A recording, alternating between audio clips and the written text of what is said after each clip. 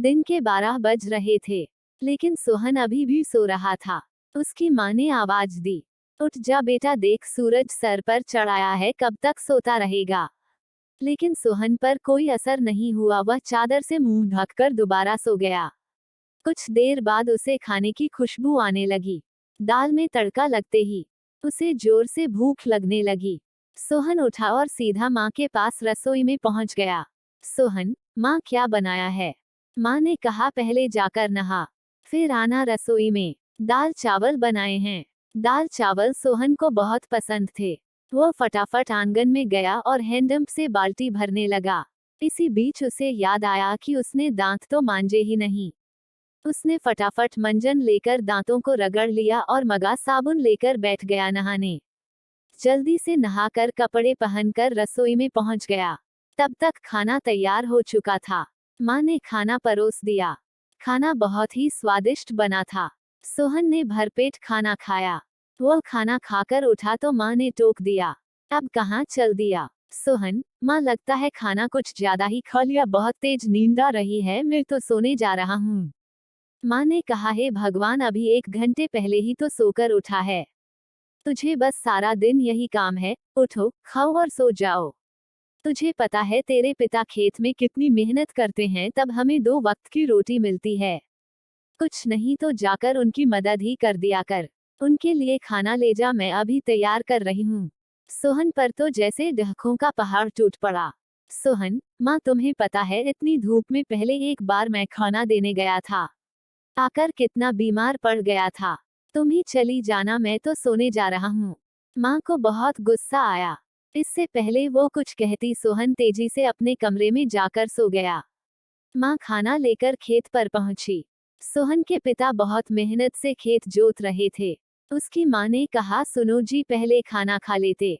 पिता, अरे तुम इतनी धूप में क्यों परेशान होती हो, सोहन के हाथ से खाना भेज देती। माँ ने कहा, हमारे तो भाग्य ही फूट गए हैं।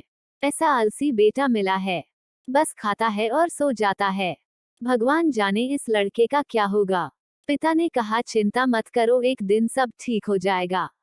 सोहन के माता पिता सोहन की आदत से बहुत परेशान थे।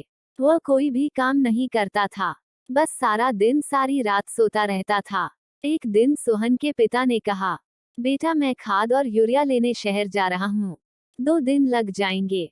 फसल तैयार होने वाली है, तू सुबह खेत पर चले जाना और सारा दिन वहीं रहना, शाम को खाना खाकर रात को वहीं सोने चले जाना, कहीं कोई जानवर खेत में न घुस जाए या कोई और हमारी फसल को नुकसान न पहुंचा दे। सोहन, पिताजी मुझसे ये सब नहीं हो पाएगा, आप माँ को बोल दीजिए। पिता ने कहा, नालायक, खेत की देखभाल आदमियों का काम होता है। अगर मुझे पता लगा तू खेत पर नहीं गया या फसल को नुकसान हो गया तो तेरी खैर नहीं। सोहन डर गया। वो पिता के जाने के बाद माँ से बोला, माँ सुबह जगा देना, नहीं तो पता नहीं पिताजी क्या करेंगे। माँ ने सोहन को सुबह 4 बजे जगा देती है। सोहन हाथ में फावड़ा लेकर खेत में पहुंच जाता है। वहां जाकर देखता है चारों ओर ठंडी हवा चल रही थी। वो एक पेड़ के नीचे बैठ जाता है। तभी उसे हल्की हल्की रोशनी नजर आती है। पूरा खेत लाल रोशनी से भर जाता है। सोहन ने यह सब पहली बार देखा था। वो आश्चर्य से सब देखता रहा। कुछ ही देर में सूरज उगने लगा। यह देखकर सोहन को बहुत आश्चर्य हुआ। कुछ ही देर में सभी गांव वाले खेत में काम करने आ गए। सब अपने अपने खेत पर काम कर रहे थे।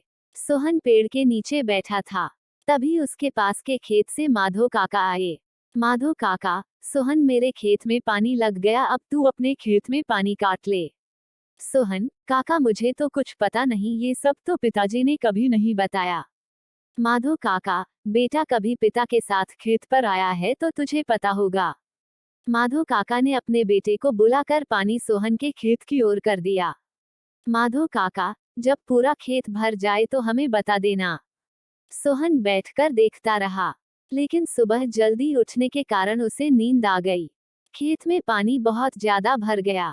तभी माधो काका दौड़ते हुए आए। माधो काका, नालायक, यहाँ सोने आया था। अपने पिता की सारी मेहनत बर्बाद कर दी, सारी फसल नष्ट हो गई। सोहन हड़बड़ाकर उठा। उसका खेत पानी से लबालब भरा हुआ था। माधो काका ने जल्दी से पानी दूसरी ओर काटा, लेकिन तब तक बहुत देर हो चुकी थी। लगभग आधी फसल खराब हो चुकी थी। सोहन, काका अब कुछ नहीं हो सकता क्या? माधो काका, नहीं बेटा, तैयार फसल का ध्यान बच्चे की तरह रखना पड़ता है।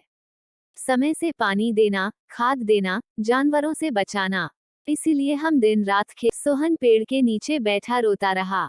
दोपहर को माँ खाना लेकर आई। उसे सब पता लगा तो उसने भी सोहन को बहुत डांटा। शाम को सोहन घर नहीं आया, नहीं उसने खाना खाया। उसकी भूख, प्यास, नींद सब उड़ चुकी थी।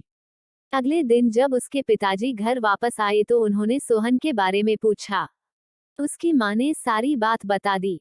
पिताजी सब छोड़कर दौड़ते हुए खेत पर पहुंचे। उन्होंने देखा सोहन पेड़ के नीचे बैठा रो रहा था। आधी फसल खराब हो चुकी थी। सोहन, पिताजी मुझे माफ कर दीजिए, मेरे आलस ने इतना बड़ा नुकसान कर दिया। आप चाहें तो मुझे पीट लीजिए। पिता ने कहा, नहीं, तुझे मारने से फसल ठीक नहीं होगी। वादा कर आज के बाद कभी आलस नहीं करेगा। चल अब घर चल, वहीं बात करेंगे। दोनों घर आ जाते हैं। सोहन की आंखों से अब भी आंसू बह रहे थे।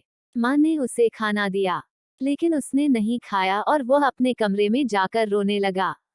माँ ने उसके पिता से कहा, जी अब क्या होगा, आधी फसल तो बर्बाद हो गई। उसके पिता ने कहा, कोई घाटे का सौदा नहीं है। आधी फसल देकर अगर बेटा सुधर गया तो यही काफी है। पिता ने सोहन को बुलाया। बेटा, अब तो नुकसान होना था, हो गया। अब हमें कल से आधे खेत की फसल उखाड़कर दोबारा बोनी होगी। सोहन, पिताजी आप बाकी आधे खेत में खाद यूरिया लगाकर उसे काटने का इंतजाम कीजिए। मैं इस पर अकेले काम करना चाहता हूँ। अगले दिन सुबह 4 बजे सोहन अपने पिता के साथ खेत पर पहुंच गया और पिता के बताए अनुसार खेत पर काम करने लगा। 4 महीने कठिन परिश्रम करने के बाद नई फसल कुछ बढ़ती हुई दिखाई देने लगी। सोहन अब एक कर्मठ, मेहनती इंसान बन चुका था। इस कहानी से हमें यह शिक्षा मिलती है कि हमें कभी भी आलस नहीं करना चाहिए और हमारे माता पिता का काम में हाथ बटाना चाहिए।